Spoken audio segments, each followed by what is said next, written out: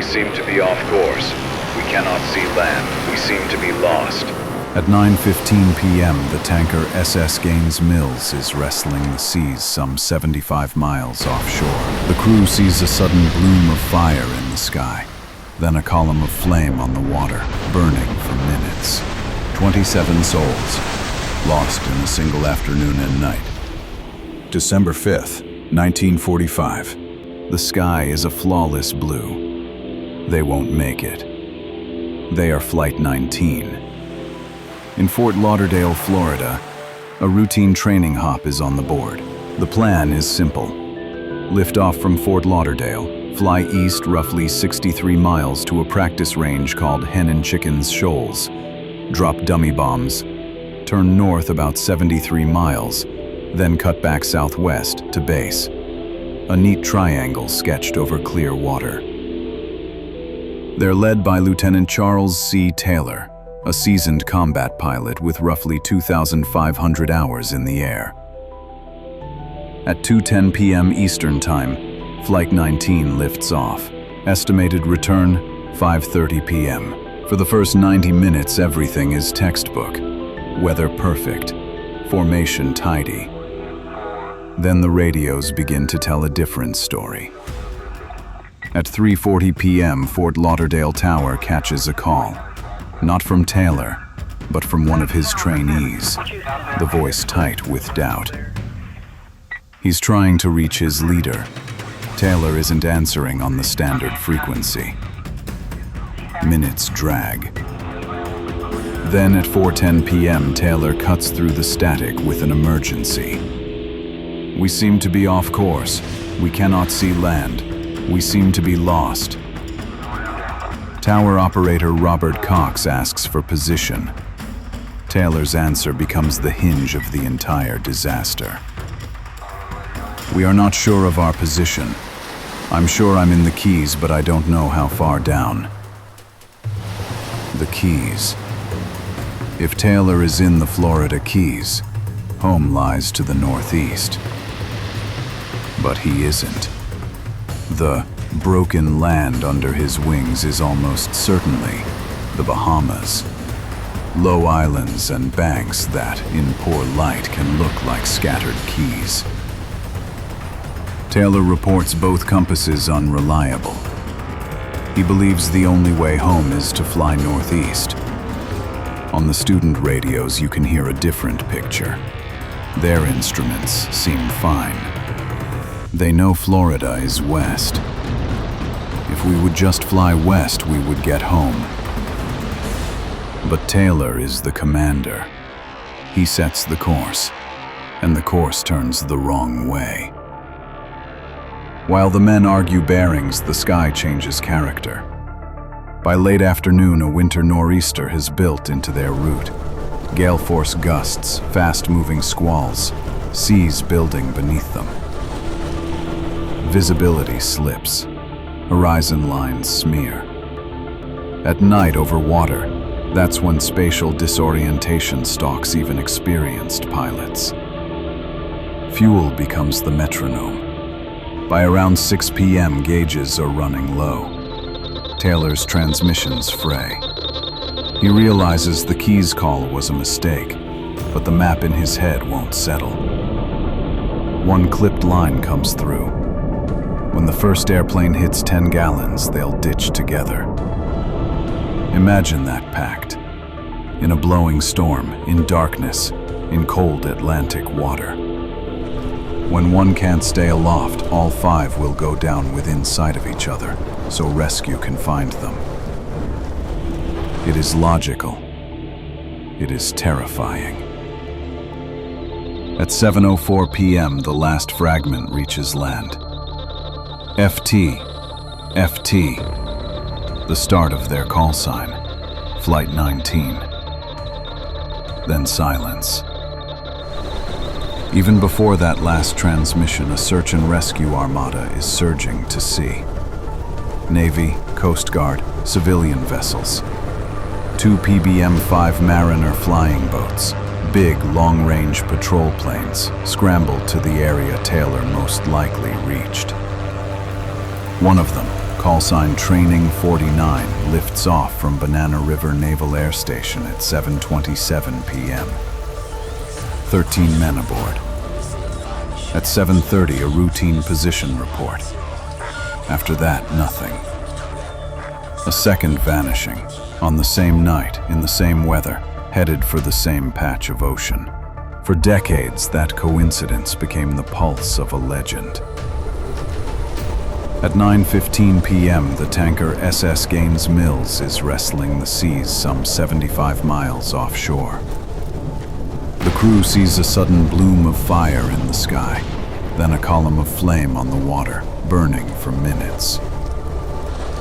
When they close the position, they find an oil slick and the sharp smell of aviation fuel. The TBM Mariner is a capable machine with a deadly reputation. Crews called it the flying gas tank because gasoline vapors could build up in the bilge. One spark, one chafed wire in bad turbulence, and the airplane could detonate. Training 49 didn't slip into another dimension. It almost certainly exploded. That still leaves the original 5.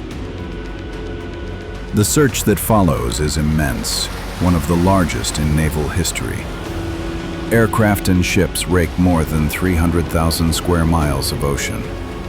No life rafts, no wreckage, no bodies. Nothing to pull from the water and say, here, this is where it ended. The public wants a shape to the story. In 1964, writer Vincent Gaddis offers one.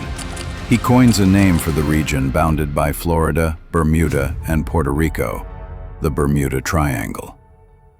Flight 19 becomes Exhibit A. In paperbacks and television specials that follow, the night is smoothed into calm. Compasses spin from mysterious forces. An electronic fog swallows aircraft whole. The myth sells. It also distorts what the records show. What do those records and later analyses point to? A chain that is human, mechanical, and weather-driven. Taylor likely misread the islands below as the Keys. With his compasses unreliable, he defaulted to a mental map that put him southwest of Florida, not east of it. The students, reading working instruments, argued to fly west, toward land, but command cohesion kept the formation together. As daylight bled out and the nor'easter stacked squalls across their route, they bled fuel and options. When the first airplane fell to reserve, the plan was to ditch so they could be found as a group. And then the ocean did what the Atlantic does in winter. It took even large targets and made them small. There were later glints of hope. In 1991, a treasure hunting company announced the discovery of 5 TBM Avengers on the seafloor. For a moment, it felt like closure. But serial numbers didn't match. They were other aircraft, lost on other days. The ocean is not one grave. It is a cemetery with uncountable plots. For years, the Navy's official conclusion marked Lieutenant Taylor with the blame: pilot error. His mother refused to let that be the last word. She pressed for a review, and the service did something rare. It softened its own verdict. Acknowledging instrument failure and weather, the Navy changed the finding to cause unknown. That phrase matters. It keeps the story human. Taylor wasn't incompetent or reckless. He was a combat pilot in a bad corner, fighting unreliable compasses, ambiguous landmarks, and a storm that erased the horizon. He made a wrong call that night. Most pilots, flying long enough, make one. He and 13 men paid the highest price. So, where is Flight 19? The most sober answer is also the hardest to accept.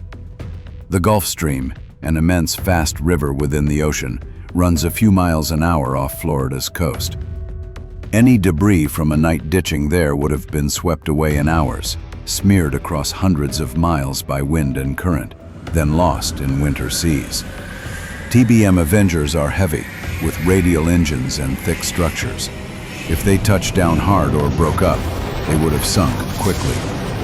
2 miles down is common depth off the shelf. Cold, black, high-pressure water where sonar is finicky, and search grids often miss more than they find. Could they be found one day? Yes. Ocean technology keeps improving.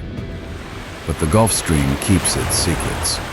And for 8 decades, it has kept this one. What the Bermuda Triangle legend gets wrong isn't that the night was frightening. It's that fear needs magic to be meaningful. It doesn't. The meaning is already there in the facts. A simple training triangle.